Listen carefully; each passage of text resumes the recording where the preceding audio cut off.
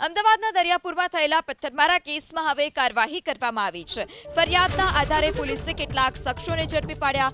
સામાન્ય બોલાચાલીમાં બંને જૂથના લોકો આમને સામને આવી ગયા। તલવાર અને લાકડા જેવા હથિયારો સાથે બંને જૂથના લોકોએ એકબીજા સાથે બબાલ કરી હતી।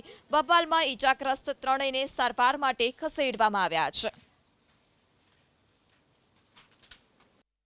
5-6 મિત્રો છે જે દાંડિયાવાડ વિસ્તાર છે દરિયાપુર પોલીસ સ્ટેશનમાં એ વિસ્તારના નાકે ઊભા હતા અને અંદર એકબીજાની મજાક મસ્તી કરતા હતા। મજાક મસ્તી દરમિયાન એકબીજા સાથે બોલાચાલી અને ઝઘડો થતા ત્યાંથી 6-6:30 ની આસપાસ એ લોકો છૂટા પડ્યા અને આ ઝઘડાની અદાવત રાખી અને અન્ય મિત્રો તથા તેમના પરિવાર દ્વારા એકબીજા સાથે ફરીથી ઝઘડો કરવામાં આવેલ અને એકબીજાને મારવામાં આવેલ। ગાળો બોલી અને તલવાર જેવા હથિયાર તથા